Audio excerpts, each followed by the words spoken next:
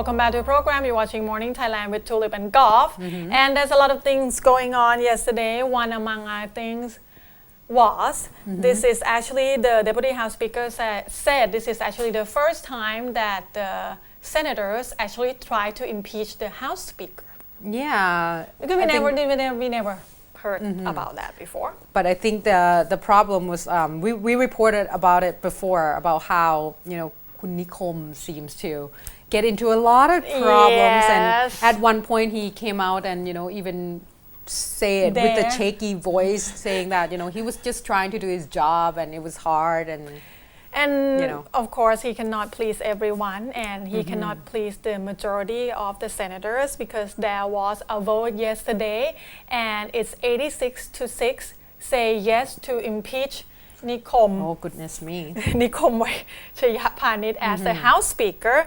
They said that he has violated the Charter Amendment article. He has violated Constitution because he signed his name as a House Speaker. I guess he's not supposed to sign his name to support the Charter Amendment. Okay.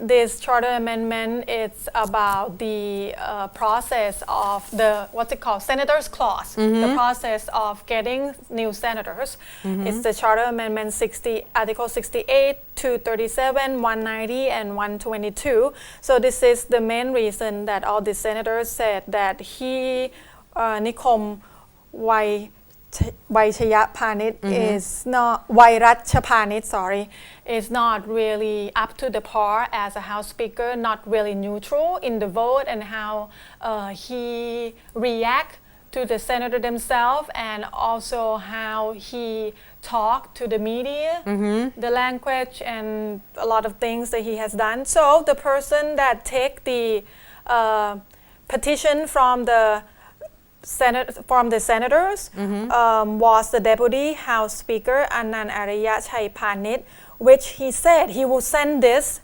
to the National Anti-Corruption Commission on October 8 to further consider whether or not they're going to actually take the case and impeach him. But that will be another, more than a week, that will be another probably 2 weeks. It's not going to be, like, I'm pretty sure that that's going to be some laws and such that, protected Kun Nikom a little bit as well. Because don't forget, it is a difficult position to be in at this point. And, like you said, he cannot please everyone. And it seems like this is one other thing. But I think that's why we have a system in place. Yes. If you disagree with it, you use the system to actually, at least there's going to be some kind of investigation ongoing, so that way we get to the bottom of it instead of just let it slide.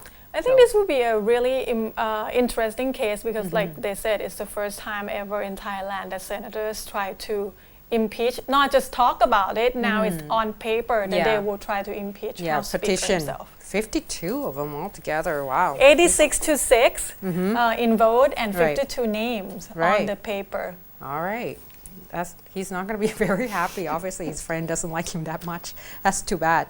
Okay, so yesterday, like Kun Tulip said, there's a lot of things going on. And of course, the Prime Minister has to give us the yearly report about the progress of the first year, not this past year. Obviously, that's going to be at the end of the year. Hopefully, we're going to see it a little bit more. However, obviously, the Democrat Party, the opposition party, are actually bashing them pretty hard on the fact that everything seems to be a little bit higher in terms of all the cost of livings. So higher expenses nationwide, across the board. Exactly.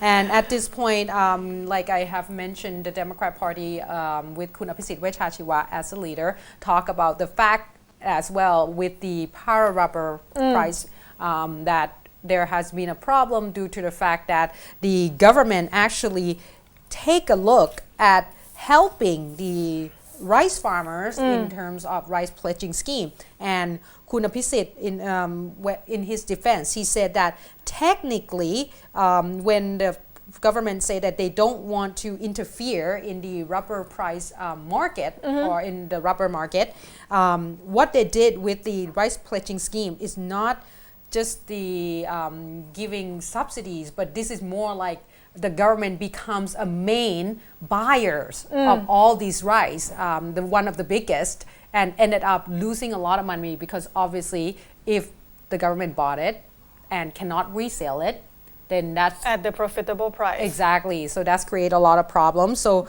he pointed that out, and he said that and some of the farmers, this is according to Kun Apisit, saying that the with the budget and all the money, there's only half that went to the farmers themselves. The rest just kind of lost in the system. But this one, obviously, they did not expand on, where it was and such like that.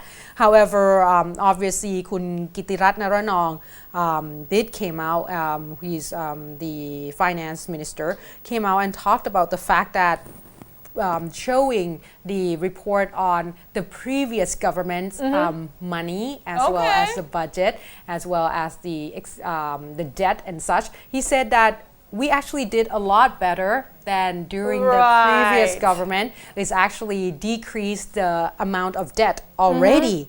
And they say that at this point, the government, what they're trying to do with the whole rights pledging scheme and water management project that they are asking for the loan, is that they're trying to look at 4 sectors altogether. First is to increase the income of the people, as well as to decrease the expenses. I'm not quite sure what's going on with that one because for me it hasn't decreased. Right. As well as the third one is to expand the opportunities in every area for the people. And the fourth one is to create a basic foundation, stronger foundation for the country in terms of economic and such. And Kun Yingluck did talk about this as well. She said that what the government is trying to do right now is that with the whole 2 trillion baht loans, they are trying to build a strong foundation, which can only be done with the budget that they have.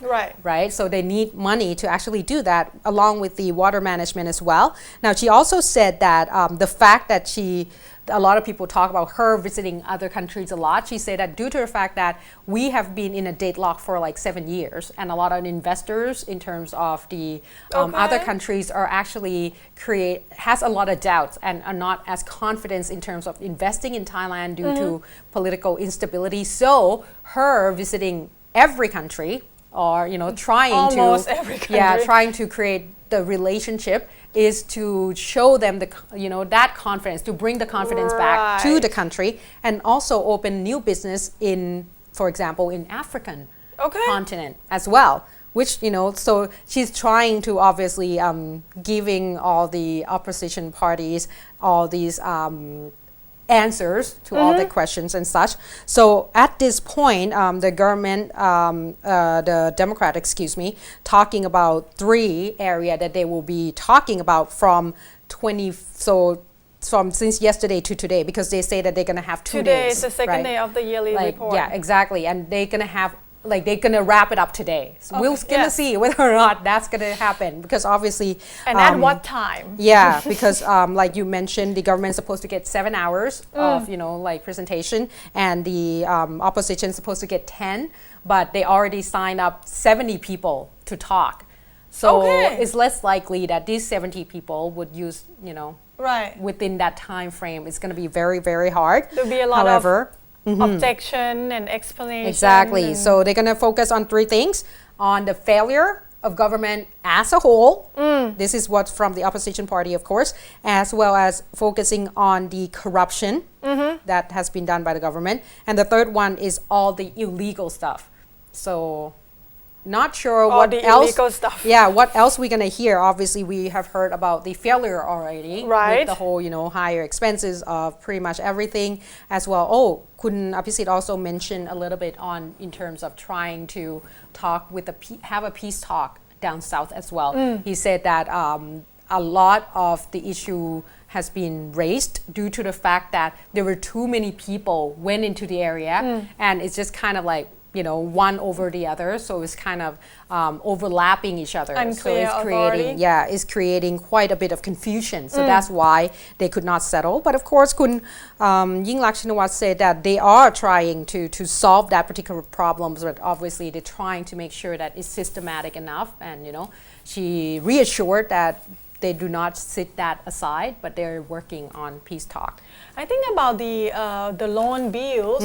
Democrat Party was trying to say that it's too big, it can be done other way, but I think the public actually more concerned about how they're going to use those money. Exactly. It's not like you cannot borrow those money, but how you're going to use it, they want more details, and I think that's what we want from the government. Yep. Anyway, we're going to take a short break. We'll come back with the political analysis with Kun Chen. Stay tuned.